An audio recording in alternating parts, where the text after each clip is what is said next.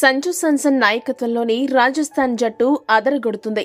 2024 season ఐపీఎల్లో వరుస విజయాలతో దూసుకుపోతుంది.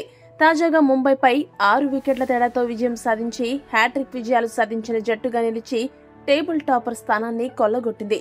ఇక ముంబైని వారి సొంత మైదానంలో ఓడించి సంచలన విజయం నమోదు చేయడంపై మ్యాచ్ అనంతరం సంజు సామ్సన్ మాట్లాడుతూ ఏమన్నాడంటే, ఈ రోజు మ్యాచ్లో విజయం మా జట్టులో ఆత్మవిశ్వాసాన్ని మరింత రెట్టింపు చేసింది. ఆరంభంలో ట్రెంట్ బౌల్ వికెట్స్ తీసి ముంబైని ఉక్కిరిబిక్కిరి చేశాడు. ఇక ఈ మ్యాచ్ లో టాస్ గేమ్ చేంజర్ అని నేను అనుకుంటున్నాను. ఆరంభంలో వికెట్ బ్యాటింగ్ కు కష్టంగా ఉంది. బౌల్ట్ మరియు బర్గర్ల అనుభవం మాకు సహాయపడింది. కొత్త బంతితో పవర్ ప్లేలోనే 4 వికెట్లు పడతాయని ఊహించలేదు. మా బౌలర్లు బాగా రాణిస్తారని మాకు తెలుసు. అశ్విన్ మరియు చాహల్ వంటి బౌలర్లు ఉండడం జట్టుకు ఎంతగానో ఉపయోగపడుతోంది. చాహల్ ఈ ఐపీఎల్లో సత్తా చాటాలని టార్గెట్ పెట్టుకున్నాడు. అందుకు తగ్గ రిజల్ట్స్ మనం అతడి బౌలింగ్ లో చూస్తున్నాము. దీనికి తోడు చాలా కాలంగా విమర్శలను ఎదుర్కొన్న రియాన్ పరాగ్ ఇప్పుడు రాజస్థాన్ గెలుపులో కీలక పాత్ర పోషిస్తున్నాడు. మొన్నటి వరకు పరాగ్ ను వేస్ట్ అని చాలా మంది అన్నారు.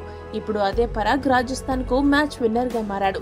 అందుకే ఎప్పుడూ ఎవరిని నిందించకూడదని సంజు సామ్సన్ పేర్కొన్నాడు.